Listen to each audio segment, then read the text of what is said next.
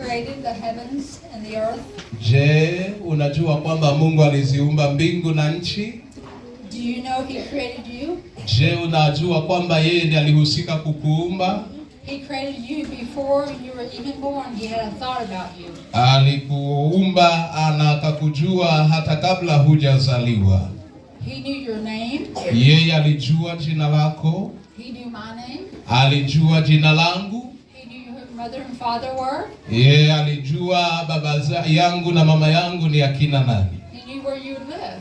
Alijua hata mahali utakapoishi. He knew you before you were born. Alikujua kabla hujazaliwa. He said, I will make this one. I will make that one. Anasema kwamba mimi huyu anafanana kama yule pia. I will make Carrie. Nitamfanya na Carrie pia. So he chose your name. Alichagua jina lako. He chose your mother and father. Alichagua baba yako na mama yako. He said that you will live in Kenya. Alijua ama alisema kwamba wewe utaishi katika taifa la Kenya. And I will live in America. Na Carrie ama mimi nitaishi katika taifa la Marekani. Can you read Psalm 139:13-16? Tunasoma kitabu cha Zaburi 100 mwaka? Psalm 139. Zaburi 139 13-16. mstari wa 13 hadi wa 16. Kama uko pale, soma na mimi andiko hilo la kitabu cha Zaburi 139 mstari wa 13 hadi wa 16, na nitasoma kwa Kiswahili. Neno la Mungu linasema, maana wewe ndiwe uliyeniumba mtima wangu, uliniunga tumboni mwa mama yangu, uliniunga tumboni mwa mama yangu. Nitakushukuru kwa kuwa nimeumbwa kwa jinsi ya ajabu ya kutisha. Matendo yako ni ya ajabu, na nafsi yangu yajua sana. Mifupa yangu haikustirika kwako, nilipoumbwa kwa siri, nilipoumbwa kwa ustadi pande za nchi za chini za nchi. Macho yako yaliniona kabla sijakamilika, chuoni mwako ziliandikwa zote, pia siku zilizoamriwa kabla hazijawa bado. This says in the Bible, hili ama haya ndiyo inalosema Biblia. What I just told you. Yesu Kristo alikuwa anakwambia kwamba God created you. Mungu alikuumba wewe. Before you were even born, you were a thought in his mind. Kabla uzaliwe ulikuwa katika mpango ama nia ya Mungu wetu. Do you know why he created you? Je, unajua kwa nini Mungu alikuumba wewe mtoto? Because he wanted to have a relationship with you. Kwa sababu alitaka uwe na uhusiano na yeye. He wanted to be your God. Alitaka awe Mungu wako. He wanted to be your friend. Alitaka awe rafiki wako wa karibu. And he wanted you to be brothers and sisters with Jesus. Alitaka uwe ndugu wa Kristo pamoja na Bwana. But you have to have a relationship with him. Basi hiyo inatakana uwe na uhusiano wako wewe na yeye. It says God so loved the world. Inasema kwamba kwa sababu hii Mungu aliupenda ulimwengu, that he sent his son from heaven. Na kwamba akamtoa ama akamtuma mwanawe pekee kutoka mbinguni. To die on a cross for you. Ili afe msalabani kwa ajili yako. To give you salvation. Ili akupatie wewe wokovu. To give you eternal life in heaven. Akupe uzima wa milele kule mbinguni. You do not know how much God loves you. Unaweza ukawa hautatambua jinsi ambavyo Mungu anakupenda sana. Would your mother and father send you to die for us? Lakini Would your mother and father send us? Lakini tunasema kwamba baba na mama walitupenda sana wakatuona. Would your mother and father say, go die for the people? Kama baba yako na mama yako angesema kwamba nenda ukafe kwa ajili ya watu wangu. Only God can do that. Hiyo haiwezekani kwa mtu yoyote, ila Mungu anaweza kufanya hilo. I'm going to tell you a story. Naomba niwaambie hadithi fupi tu. One second. dakika moja ama sekunde moja. I need some volunteers. Anataka watu wa kujitolea. Who wants to be the king? Nani anataka kuwa mfalme? Ajitolee tu kwa kujitolea. Tunataka kufanya onyesho. Kwa hivyo kama yupo wa kujitolea. I need about 5 volunteers. Anataka watu 5 wa kujitolea. Wa kwanza ashafika, wengine 4. So you're going to be the king? Huyu atakuwa mfalme, wengine 4. Tunataka wengine wa kujitolea. Tunataka tuoneshe, tufanye onyesho. I need some people who live in the village. Nataka watu hawa, huyu akiwa mfalme, wale watakaoishi kule vijijini. I need 3 of those. Tunataka watu 4 tu. Na mfalme, he had many people who lived in his village. Alikuwa na watu wengi walioishi kwenye kijiji chake. This is his village. Yes. These are his village. Hivi ndio vijiji vyake hivi. He was a good king. Alikuwa mfalme mzuri sana. He was a kind king. Alikuwa mtu mkarimu, ama mfalme mtawala mkarimu sana. And a loving king. Na alikuwa anapenda watu. And he always told the truth. Na alipenda kusema kweli kila wakati. But somebody in his kingdom, lakini mtu mmoja katika utawala wake was stealing from him. Alikuwa anaiba katika ule ufalme wake. Who is this stealing from me? Huyu ni nani anayeiba katika utawala wangu? I am going to make a law. Mimi nitaenda kutengeneza amri. Whoever steals from me, ambaye ataniibia katika ufalme wangu, will be with 40 lashes. Atapigwa viboko 14. So what happened was, kile kilichofanyika ni kwamba people, who was it stealing? Watu wakaanza kuulizana ni nani anayemwibia mfalme? And they're still stealing. I gave this rule. Na bado watu walikuwa wanaendelea kuiba, hata ingawaje wanaulizana, lakini wengine wananyemelea, wanaiba tu. Kwa nini? Kwa nini? Sielewi kwa nini. Then they found out who the thief was. Lakini baadaye wakajua ni nani aliyekuwa anaiba. It was the daughter of the king. Ilikuwa ni yule mbwa wa yule mfalme alikuwa anaiba. She was stealing from her own father.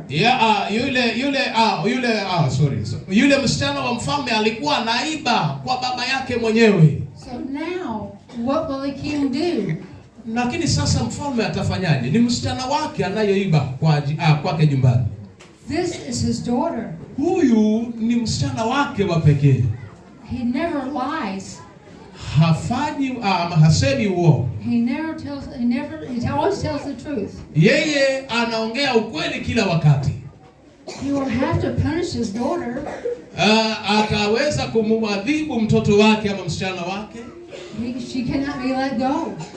Hawezi kumwachilia hivyo aende bila adhabu. So the king asked for the guard to bring his daughter.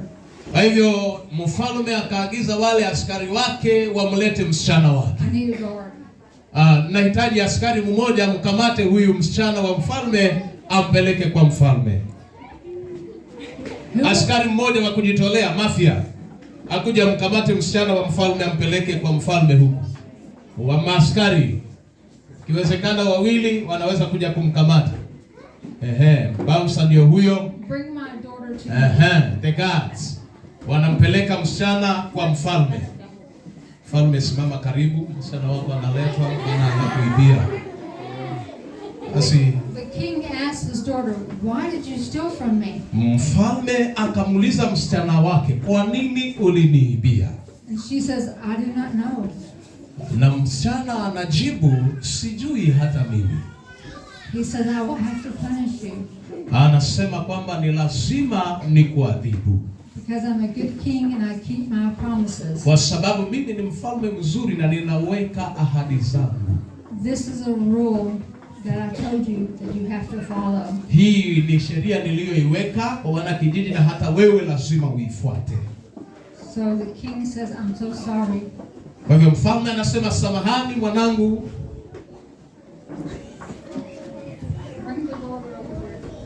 Leteni msichana hapa upande huu kidogo. Anayepelekwa eneo la adhabu. Fungeni hapo. Anatandikwa viboko.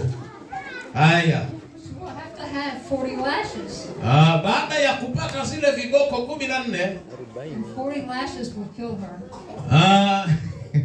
Zingeweza kumuua hizi. But God says I have to do this. Lakini Mungu anasema lazima nifanye hivi. Sasa unaweza kumwachilia. Askari sasa anaamrishwa amchape. Askari anaamrisha amchape, ni amri ya mfalme hii. Haya, mchape mwalimu kwa upendo.